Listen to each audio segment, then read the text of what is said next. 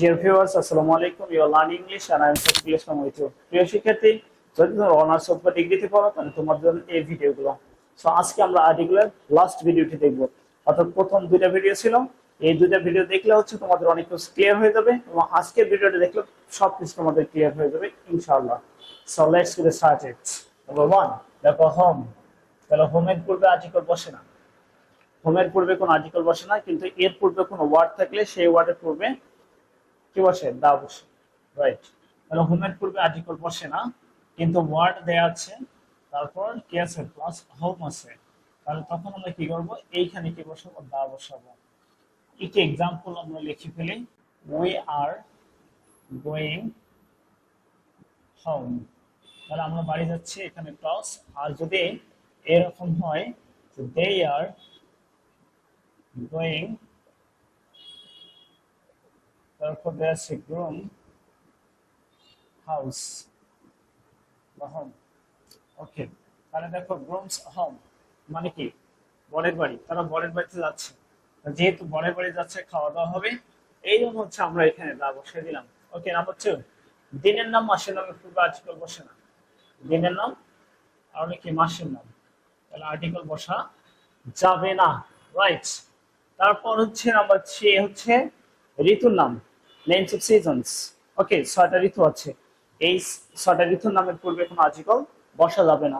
তবে সেই ঋতুর নামের পরে যদি সিজন লেখা থাকে তাহলে ওই ঋতুর নামের পূর্বে দা বসাতে হবে। কিরকম? দেখো, যদি উইন্টার লেখা থাকে ডাইরেক্ট, তাহলে কোনো আর্টিকেল বসা যাবে না।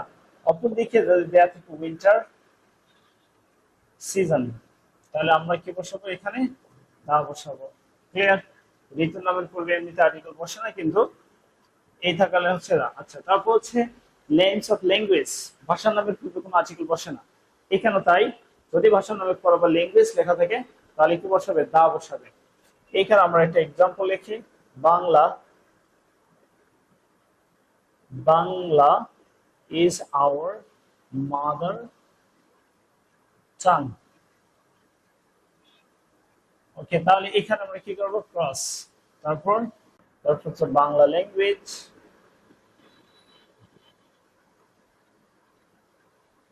বাংলা ল্যাঙ্গুয়েজ। তাহলে আমরা এখানে কি বসাবো?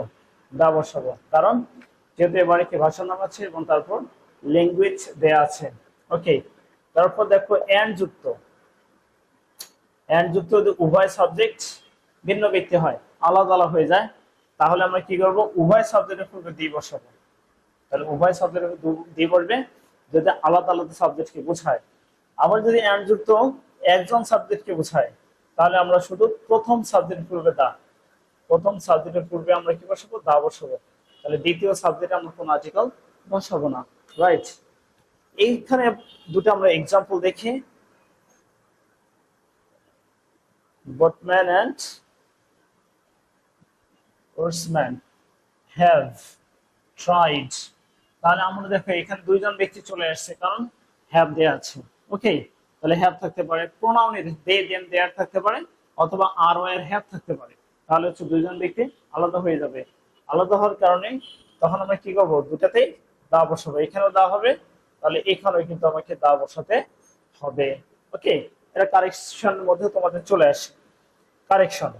আচ্ছা, তারপর হচ্ছে যদি একজনকে বোঝাইতো তাহলে এখানে হ্যাজ থাকতো, যদি এখানে হ্যাজ থাকতো তাহলে আমরা শুধু এখানে দা বসাইতাম। ওকে, যদি এখানে হ্যাজ থাকতো মানে একজনকে বোঝাইতো, তাহলে প্রথমটাতে শুধু আমরা দা বসাইতাম। এবার দেখো, প্রকৃত নাম না হয়েও যদি ওই নামে তাকে দেখানো হয় তাহলে প্রপার নামের পূর্বে আ অথবা এন বসে। অর্থাৎ কোনো বিখ্যাত মানুষের নাম করে যদি কাউকে মিন করা হয় যে তুমি এই সমাজের নজরুল, তুমি তো একজন হচ্ছে আলেকজান্ডার, তাহলে এই যে তোমাকে মিন করা হলো আলেকজান্ডারের সাথে, তখন হচ্ছে এই প্রপার নামের পূর্বে কি বসাবো? আ অথবা এন বসাবো। রাইট। তাহলে ভাওয়াল সাউন্ড এবং কনসোনেন্ট সাউন্ডের উপর আমরা কি বসাবো? এ বা এন বসাবো। কারণ আব্রাহাম, আব্রাহাম, রাইট। এবার আব্রাহাম লেখা থাকলো, তাহলে আমরা কি বসাবো? তখন সে এন বসাবো। এবার নজরুল, আই সি, তাহলে এই সেন্টেন্সগুলোতে এরকম থাকবে, এবার নজরুল আই সি, তাহলে আমরা কি বসাবো? আ বসাবো। নজরুল আই সি, আমি দেখতেছি তুমি আছে নজরুলের মতো হয়ে গেছো। রাইট। তারপর নম্বর 8 হচ্ছে আনকাউন্টেবল নাউনের পূর্বে এ আন বসে না, মানে কোনো আর্টিকেলই বসে না, তবে তারপর মেইন প্রবলেম হচ্ছে আ অথবা এন কখনোই বসা যাবে না, দা বসতে পারে যদি নির্দিষ্ট করে বোঝায়। আনকাউন্টেবল আমরা দেখলাম কোন আর্টিকেল সাধারণত বসে না। তার নেমটা ডিজিজ, যতগুলো রোগের নাম আছে কোনো আর্টিকেল বসবে না, রোগের নামে কোনো আর্টিকেল বসে না, সো আনকাউন্টেবল বসে না। এবার দেখ কি বললাম, খাবারের যে সময়গুলো আছে বা খাবারের নাম, খাবারের সময়, তাহলে সময়গুলো কিরকম, হচ্ছে ব্রেকফাস্ট, লাঞ্চ, সাপার, সাপার, ওকে, ডিনার, ডিনার, মিল, স্ন্যাক, ব্রাঞ্চ। তাহলে এরা হচ্ছে খাবারের সময় বা খাবারের নাম। তাহলে এদের পূর্বে আমরা কোনো আর্টিকেল বসাবো না, কিন্তু এদের পূর্বে যদি কোনো ওয়ার্ড দেওয়া থাকে তাহলে সেই ওয়ার্ড অনুযায়ী আ অথবা এন বসাবো। আমরা দেখি দুটো এক্সাম্পল দেখি। তাহলে ধরো হচ্ছে দেয়া থাকলে এখানে লাঞ্চ, তাহলে আমরা কি করব, এখানে কোনো আর্টিকেল বসাবো না।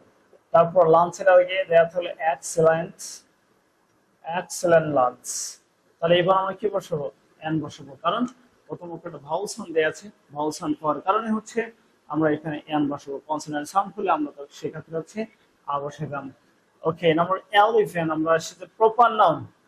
সো প্রপার নাউনে কোনো আর্টিকেল বসে না, ওকে, কিন্তু যে নির্দিষ্ট করে বোঝায় অথবা কারো নামে ওই নামে ডাকা হয় তাহলে সেক্ষেত্রে হচ্ছে দা বসবে।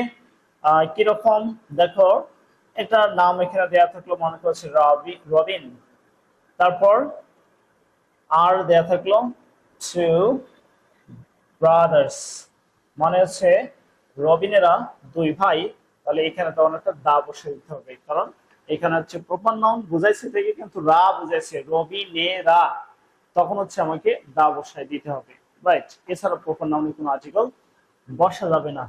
কমন নাউন তো আমরা দেখেছিলাম যে কমন নাউনে আর্টিকেল বসে। এবার কালেকটিভ নাউন, কালেকটিভ নাউনে, কালেকটিভ নাউনে আবায়ান বসে না, এটা হচ্ছে বসে না, তাহলে কি বসে, বসতে হলে দা বসায় দিতে হবে কালেকটিভ নাউন। ঠিক ম্যাটেরিয়াল নাউনে হচ্ছে আয়ান বসে না, ম্যাটেরিয়াল নাউনে আ অথবা আয়ান বসবে না, তাহলে বসলে হচ্ছে দা বসতে পারে, ওকে, দা বসানো যেতে পারে। এবার হচ্ছে বইয়ের নাম যে থাকে, বইয়ের নাম আর লেখকের নাম দিয়ে একসাথে থাকে, তাহলে যদি আগে বইয়ের নাম থাকে এবং পরে যদি লেখকের নাম দেয়া থাকে তাহলে হচ্ছে আর শুধু বইয়ের নামের আগে দা বসাতে হবে। আর যদি বইয়ের নামটা পরে দেয়া থাকে লেখকের নাম আগে দেয়া থাকে তাহলে কোনোটাতে আর্টিকেল বসা যাবে না। বইয়ের নাম আগে আছে, দা বসাবে শুধু বইয়ের নামে, আর বইয়ের নাম পরে দেয়া আছে, কোনো আর্টিকেল নাই। কিরকম, ধরো হচ্ছে তোমার রবীন্দ্রনাথ ঠাকুরের শেষের কবিতা দেয়া থাকলো, শেষের কবিতা পরে দেয়া আছে রবীন্দ্রনাথ ঠাকুর, তাহলে প্রথমে দা বসাবো। আমাদের এটাই থেকে আছে রবীন্দ্রনাথ আগে দেয়া আছে, পরে আছে আর শেষের কবিতা দেয়া আছে, তাহলে কোনো আর্টিকেল বসা যাবে না। ওকে, তাহলে আমরা বুঝতে পারলাম যে আর্টিকেলের হচ্ছে অনেকগুলো ইউজ ছিল। আমরা মোটামুটি 3টা ভিডিওতে সেটা ক্লিয়ার হয়েছে, ক্লিয়ার করেছি। তোমরা অবশ্যই প্রথম, দ্বিতীয়, তৃতীয় ভিডিও দেখে নিবা, তাহলে তোমরা অনেক কিছু শিখতে পারবে ইনশাআল্লাহ।